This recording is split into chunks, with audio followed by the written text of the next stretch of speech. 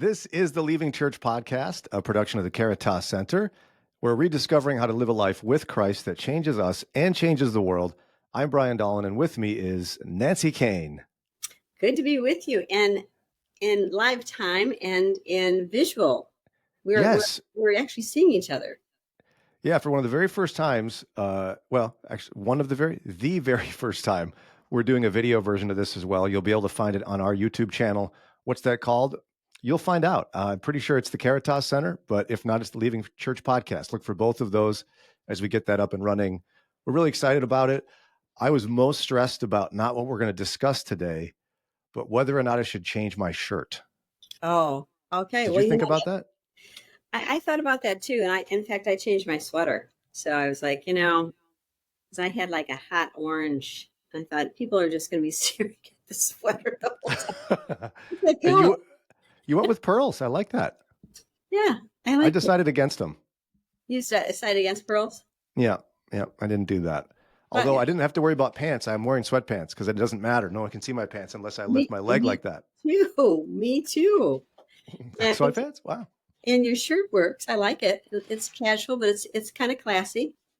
Yeah, and if I'm being honest, because we're Christians, we're not supposed to lie about things. This shirt underneath it is the shirt I wear pretty much every day when I get home from work. Oh, okay. I got one shirt that's comfortable, and I put that on, and it's not a fashion show. It's my house, so I'm okay with that. So I decided I'm not even taking it off. I'm going to put on a shirt over it and pretend like I'm fancy. As long as you're comfortable. I mean, that's the main thing, right? Like, you don't need to be a fashion statement every day, especially at home with your animals. Like, exactly. Sure, they don't pay attention. But I have the same thing with these sweatpants. I have these sweatpants that are probably uglier than sin, and I wear them all the time. All the time. I feel like somewhere in Ecclesiastes, there must be an admonition to wear comfy pants, No? Yeah. The fleeting of life, Yeah. Seize the day, enjoy those sweatpants and the t-shirt, and all will be well with your soul. Yeah. And so the writer has resolved to, eat good food, drink wine with a happy heart, and wear sweatpants because the Lord approves of this. I'm not sure what translation that is, but it's close. Yeah. So forever and always, I'll be wearing these sweatpants and you'll have that t-shirt. All right. Today, our topic, we're going to be spending the next few episodes actually examining various reasons why people are leaving the church since, this is the Leaving Church podcast. I think it's worth digging into. Today, we're going to use kind of as our guide an article from The Atlantic that was super good. Mm-hmm. For you watching, I'm almost 90 years old, essentially. I like paper still. I don't know what it is. I just can't look at a screen with an article. I have to touch it. I'm tactile. Mm-hmm. Did you print yours? I did. Oh, good. It's called The Misunderstood Reason Millions of Americans Stopped Going to Church. That's a good headline, if you like headlines. Let's jump right in and see what we think of this thing. The writer is Jake McAdore. He says, nearly everyone I grew up with in my childhood church in Lincoln, Nebraska is no longer a Christian. That's not unusual. 40 million Americans have stopped attending church in the past 25 years. Wow, that's a big number. I had not processed that before. 40 million Americans have stopped attending church in the past 25 years. That's something like 12% of the population and represents the largest concentrated change in church attendance in American history. As a Christian, I feel the shift acutely. My wife and I wonder whether institutions and communities that have helped preserve us in our own faith will exist for our 4 children, let alone whatever grandkids we might end up having one day. This change is also bad news for America as a whole. Participation in religious community generally correlates with better health outcomes and longer life, higher financial generosity, more stable families, all of which are desperately needed in a nation with rising rates of loneliness, mental illness, and alcohol and drug dependency. So he goes on to talk about a brand new book that had been out when this was written by Jim Davis and Michael Graham. One's a pastor, one is a writer at Gospel Coalition. It includes a survey of 7,000 Americans where political scientists try to figure out why people are leaving the church. And the book raises a really intriguing possibility. And this is, I think, the core thesis here of the article, the core question.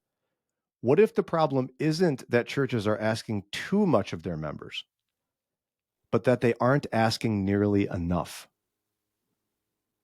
That totally surprised me, Nancy.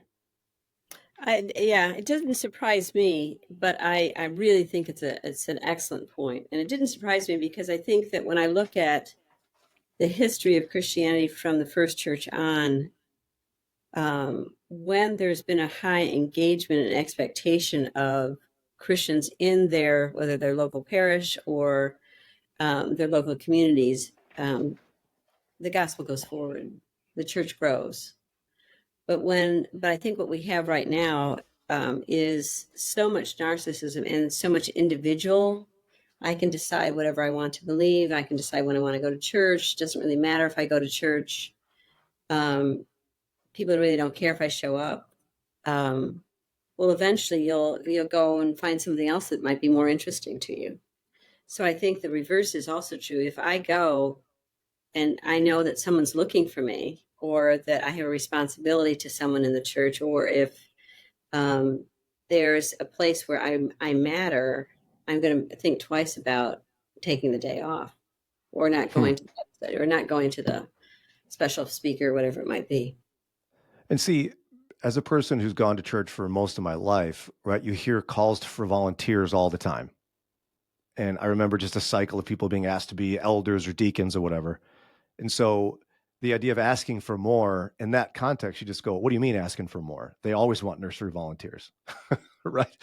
Mhm. There's a constant stream of that, but I don't think that's what this is getting at, is what you're saying. No, and when you think about the early church, so I don't know if I'm going to get the right date, but I want to say it's from the first 200 years that to be a part of the church was a close to a 3-year process before someone could actually take communion and be confirmed to Hmm. become a member. And in that 3-year process, they worked with a mentor, and they were in this community of people. And as a becoming believer, their lifestyle was watched. They were taught the scriptures. There was a high engagement that by the time they got to the Easter Vigil in that 3-year process to be baptized, there was a very high engagement of relationship, because it was a life or death matter back then. If someone became a believer and then decided not to be a believer anymore, they could go to the emperor, they could go to the authorities and um, turn heel on the believers, and believers could lose their lives. But I was surprised when I read that the engagement was so strong. It was like, yes, you want to be a part of us? Well, then this is what we're going to ask you to do. And that's kind of what the author's getting at, is that we aren't asking enough. And I think, uh, yeah, I don't know how everyone would feel about that as they hear it. But as he goes on to describe reasons why people are leaving, you would imagine that most of the people who left church would have dramatic reasons, like church pain, which that exists, Mm-hmm. abuse within the church, of course. Mm-hmm. But the much larger share, he writes, of those who've left church have done so for more banal reasons. The book suggests that the defining a problem driving out most American people who leave church is just the way life works in America. In that, what you're saying, workism reigns in America. People are driven for individual personal financial success, for Mm-hmm. wealth, and in that drive, they get busy. I mean, he goes on to give these composite characters I thought were pretty interesting, describing how this happens. Because at the same time, most people who are leaving don't just kind of go, "That's it, I'm out of here. This place is dumb." No, Mm-hmm. what they do is they just kind of gradually stop, and then wake up one day and go like, "Remember, I think I used to go to church. Yeah, I don't know about that." So Mm-hmm. he says this one. Consider one of the composite characters in the book, a 30-something woman who grew up in a suburban megachurch, was heavily invested in campus ministry while in college. After graduating, moved into a full-time job, began attending a young adults group in the local church. In her 20s, she meets a guy who's less religiously engaged than her. They get married, and at some point early in their marriage, after their first or second child is born, they stop going to church. Maybe the baby isn't sleeping well, and when Sunday morning comes around, it's simply easier to stay home and catch up on sleep. And then, it's kind of they stop. Mm-hmm. And you're saying this makes total sense to you.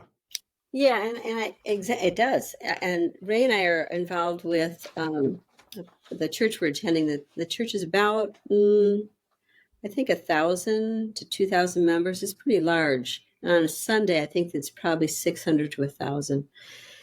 But as we've been getting involved in the church, one of the pastors came to us and asked us if we would help him develop their premarital program, but also their marriage ministry.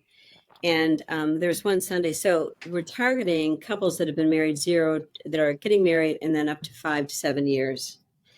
Um, the fastest divorce rate among millennials right now is divorcing within 5 to 7 years. Wow. It's, tragic.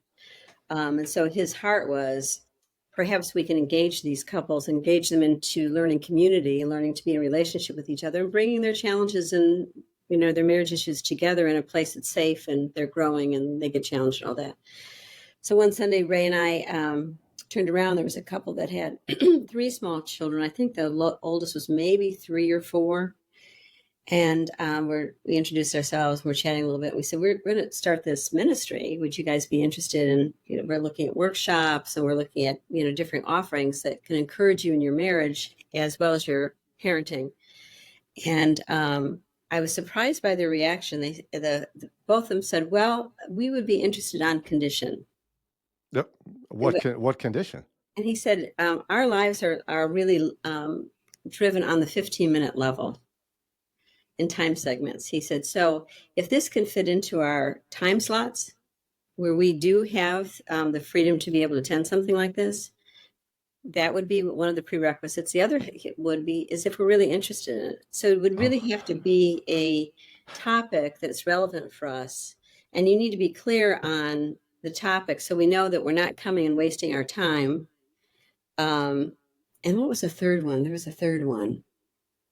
And then I said, well, are you interested in getting to know other couples, like developing a community? Because my hunch is you come to church and you really don't know anybody. And he said, yeah, that's true. We don't know anybody.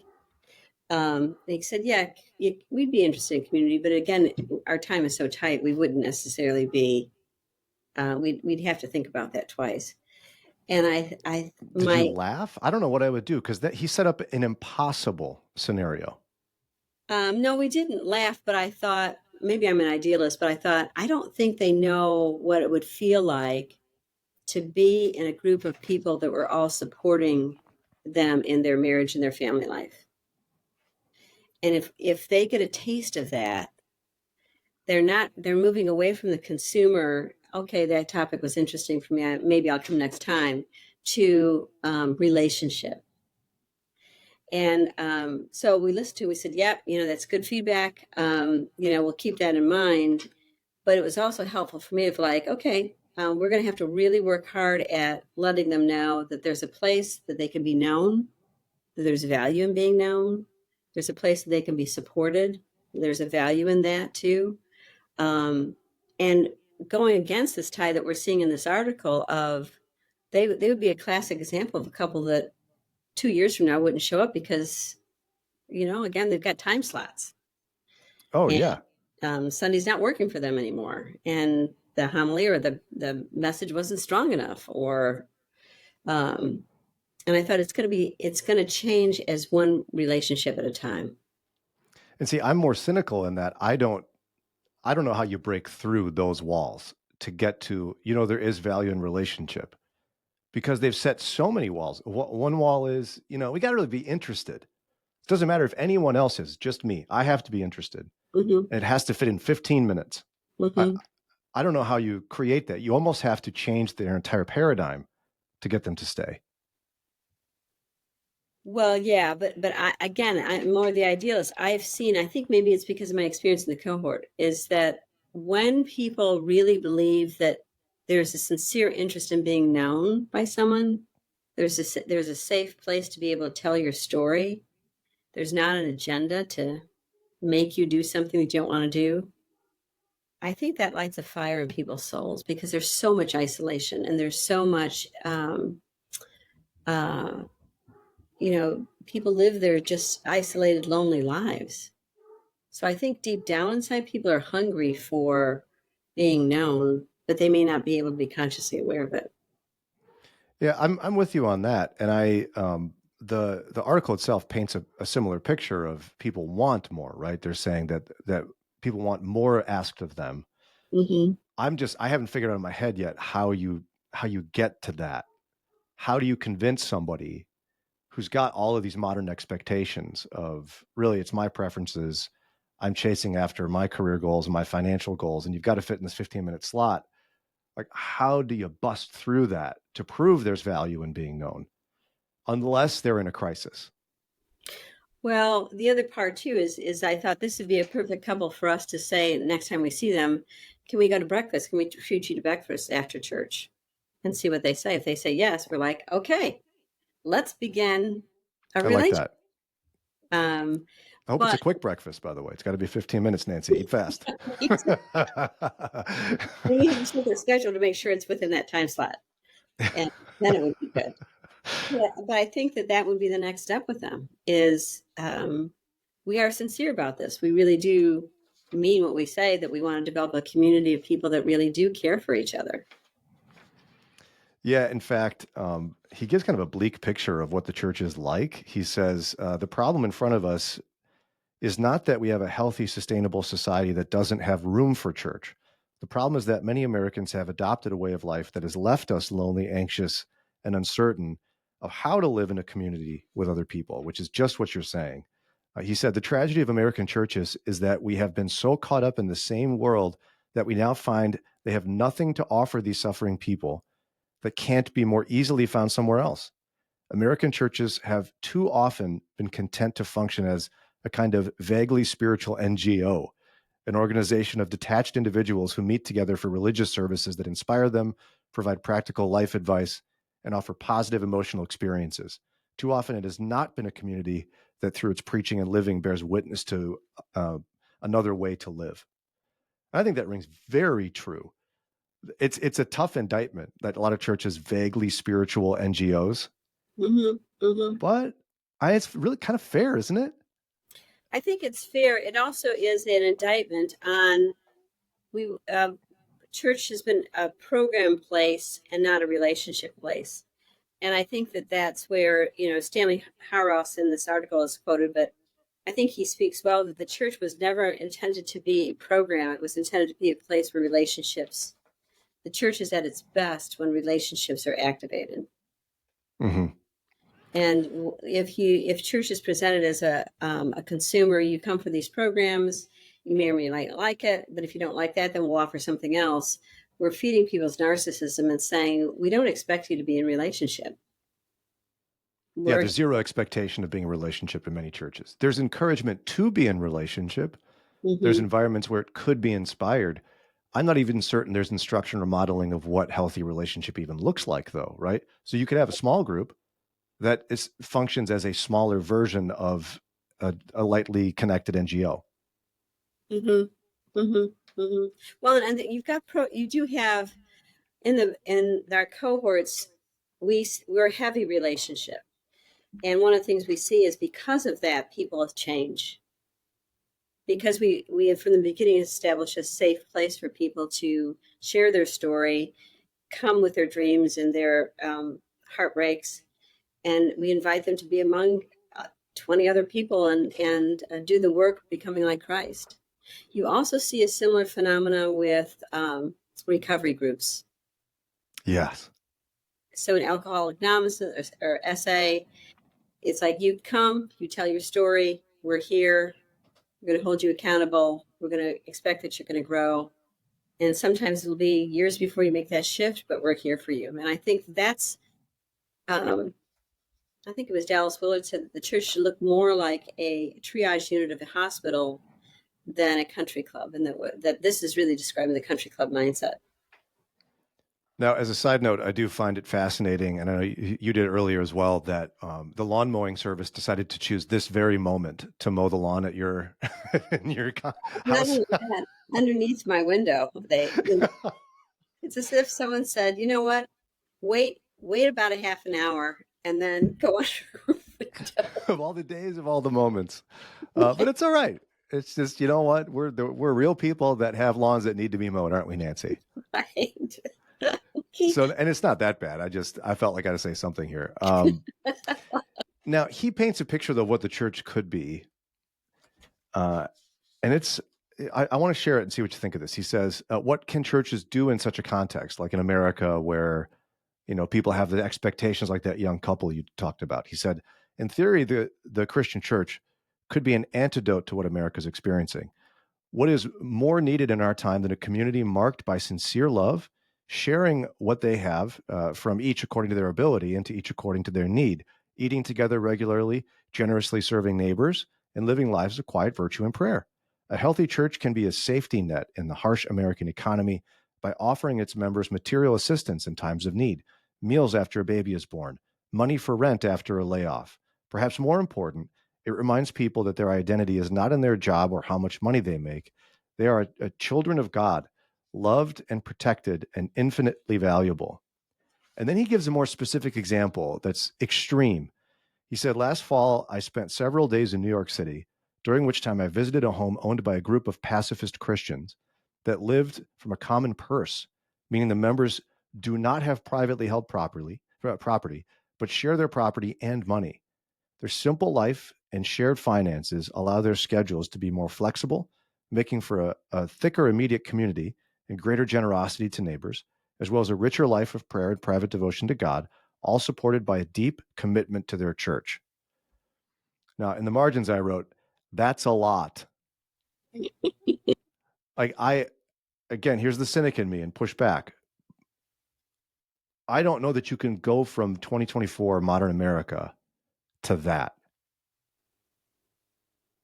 like in mass numbers. How do you convince people? How do you convince that couple? By the way, give us your paycheck. We're all going to live together and we're all going to hang out all the time. They only want 15 minutes of you. How do you do it, Nancy? Right.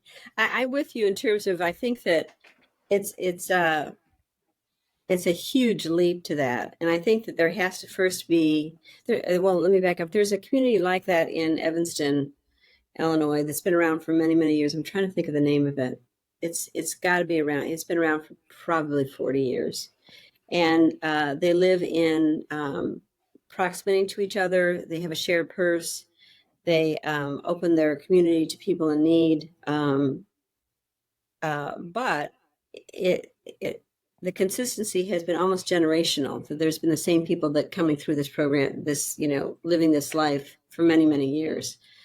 But it's not for everyone. And I think that just even looking at the shared purse, how many people are willing to say, my hard-earned paycheck, I'm going to turn it over to these 20 other people and trust that they're going to do what's in the best interest. It's a big ask. I mean, it sounds kind of like an American kibbutz of sorts, right? If you're familiar Yeah. with kibbutz in Israel. So you're saying that extreme model isn't necessarily the model. It could work for some. So then what does a modern American vibrant church community look like, right? Where we're not just some sort of lightly spiritual NGO. Hmm. We're actually a more attainable version of this. Yeah, and to back up for a second, there's also a group called the Brudenhof communities. They're throughout the world, and they follow this model. Do they? And they've been around since World War One or two, a long time. They came out of Germany. Um, they have a huge publishing house. Um, Could you do so- that?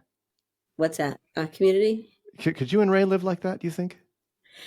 Actually, we tried it once. Stop Meaning, it. we did. We bought a house in Arlington Heights that at the time it was an old mansion that was turned into 4 apartments. And the vision we had was that we would buy that and then have Christians live in the apartments, have community there, as well as have an office for counseling, doing groups. It was on 3/4 of an acre. And so through really miraculous events, we ended up buying the house and had Christians live in the apartments and had a community for a period of time. The part that we didn't, because we were so naive in terms of how we even approached this, what we didn't realize is that once people are exchanging, so we didn't have a shared purse, but everybody agreed that there would only be Christians living there and that we'd be ministering to each other and caring for each other. But once what we saw is that once a person is paying for rent, we are no longer community members that are all sharing the same um, life together. We're now landlords that didn't fix the Oh, plumbing last week when they asked it to be fixed, and they're paying for that. And like, now what am I going to do because you didn't fix the plumbing? And um, so that was the downside. The upside was during that, I think we had that for 7 years. 7 years. I feel like I don't Maybe even know you. When was this? this is before our kids were born. Well, actually, Eric, maybe it's less than that. Eric was born the year that we moved in, and we moved out. We moved to Cleveland in 5 years later. So it was about So that five. late 70s? Um, no, late. It was 80s. I was going to say, you guys are just late blooming hippies or something, it sounds like. Yeah. Well, and but the upside of it was we'd have share meals together. That was pretty common. We knew about each other's lives. We were praying for each other. A Huh. lot of people were counseled through that, in that in the home, because there was offices. There was a fellow that rented office space. He had Christian clients that, he had a full load that he was seeing. We did groups there. Um, the downside was that there was always people around. There was just It some. sounds like an introvert's nightmare. What's that? Sounds like an introvert's nightmare. Yeah, at that point, probably for me, at times there was. And the other part was it was a 75, at that point, it was a 75-year-old home that, if anything needed to be done, it was always what we thought would be $500. It would turn into 5,000. So if it was like, Oh. it was a leaky roof, it was, we thought it'd be a small thing, and then it'd be a big thing. So, but lots of lessons learned, but we learned a lot about community. And at that point, what's realistic for people to expect, as well as, because we weren't a full community in the sense of being pastors and everybody agreeing to a commitment or a covenant. It was then people could digress to more consumerism, like I said, with the plumbing or my lease is up in June, I'm going to be moving out. No, that kind of thing. So now, to what extent do you think a shared purse would have been the solution to that? I think there would have had to be a commitment to a larger way of living to do a shared purse of, we're actually going to be living in this house together with intentionality of meeting together regularly, Bible studies, active in our community, like what Brudenhof does, or this facility, this group in Evanston. And we didn't go that far. We went far Hmm. enough to see, as we saw it as an experiment, like, could this work? It's admirable that you tried that. It's like a sociological experiment you did on yourself. Mm-hmm. It's fascinating, and yet perhaps it's proof that you can't kind of do that type of communal living. You either do it or you don't, right? Right. I think that's accurate. We went into it kind of like, let's gather people together. Let's do this. We'll hold the lease. We'll hold the space. We'll hold the property, and people can come and enjoy that community. But then that gave a lot of leeway, back to that, I get to choose. So then, what is the way to do that for those who are not ready for that level of a commitment? But I think we all long for relational intimacy and real community when it comes to what a church is there for, to do to support one another. I mean, in his anecdote, even he said, right, if someone's like between jobs, you'd provide finances for them. That's a Hmm. stretch for a lot of churches. They have a benevolence fund, but it's a one-time deal. You're not going to get 6 months of rent from that. Right. Right. And it's more of a corporate, this is our policy, and this is what we do, and this is what we don't do. Correct. I think the backdrop of this article, um, is there's he didn't really address it, which is fine, but I think the backdrop is, I will not want to be in community, and it won't work for me unless I have a stronger, if I'm drawn into a relationship with Christ that tells me there's more than me. It tells me that there's a purpose in my world that's bigger than me, and I want to share that purpose with other people. But if I don't have that, then I'll be bringing all my baggage and all my ego and all my expectations, and there'll be power plays, and there'll be agendas, and But there has to be, for community to grow, there has to be this common commitment to say, here's what we're all agreed upon, that we want Christ more than we want our lives. We want to grow in Christ. We want to be Christ to our world. We want to live radically with each other. And we're willing to make that sacrifice because we're beginning to see what Christ has done for us. So is that more of like a home church movement, do you think? Because Mm-hmm. I've heard people do that type of living with a home church. Mm-hmm. And I think that with the deconstructing of the church, God, probably 10 years ago, Father Sears said to me that he believes that that's where the church was headed, is that it would not be the, First Baptist at the corner of Main and Central. It would be an enclave of people that gather together with a common understanding and purpose, to meet in their homes or, in locations, but it'd be a small gathering of people.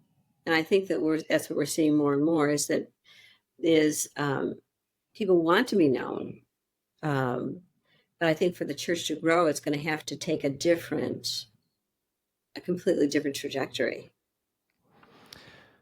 So if someone's hearing this and has kind of that twinge in their heart where they're like, I would really enjoy this. I would want this in my life. I want at least more community. They're not ready to like give you their paycheck yet, Nancy, but they Mm-hmm. want community. Like how do you begin to form this type of group of people in your area of Christians who want to live with Christ at the center?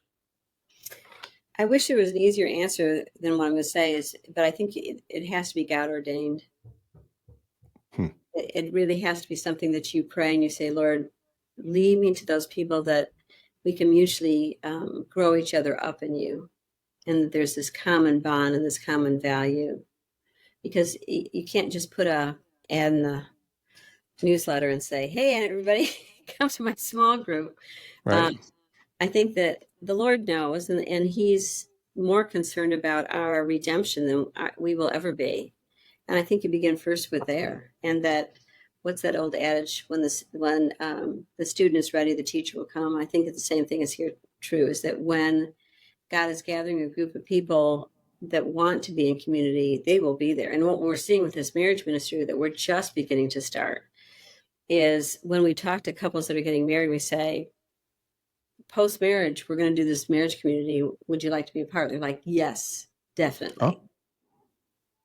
Because they're, especially newly married, they're on their own. They're in new territory. And I think there's a draw there of being with people that they can share the burden with. So that's why I'm encouraged, because I think that we're moving. For the last few years, I've been fairly discouraged, but I think we're moving into times where people are coming to the end of themselves and saying, there's got to be more than what we're doing. Yeah, and that was one of my, ponderings was, you've talked about so much about how real growth only comes through pain. That there has to be almost some sort of pain point that drives someone out of themselves. Mm-hmm. Mm-hmm. It may not be a crisis of sorts, but it becomes I can't do this alone. Mm-hmm. And maybe it's just another couple or another person you begin to do this with, and that community organically forms. Because what it sounds like you're saying as well is there's not I'm looking for a formula, Mm-hmm. and that's the opposite of how this works. Mm-hmm. Mm-hmm. We grow in relationships. Sometimes it's the pain in relationships that we grow, but we grow in relationships, and for some people it may not necessarily be suffering as in a chronic illness or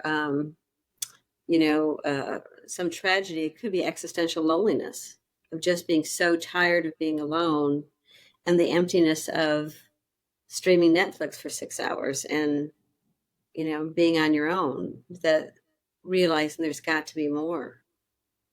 Yeah. Amen.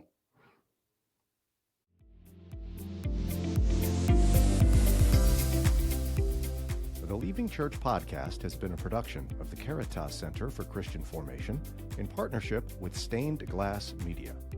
Don't forget to subscribe to, rate, and review this podcast to help us spread the word. Nancy Kane is a licensed professional clinical counselor, retired professor, author, and speaker. Brian Dolan is a radio host, podcaster, and former public school teacher. Be sure to check out the Caritas Center's Spiritual Formation Program, as well as more information about this podcast at thecaritascenter.com. That's thecaritascenter.com. And last, but certainly not least, special thanks to the man, the myth, and the legend, Ray Kane, for his guidance, support, and expertise. Talk to you next time.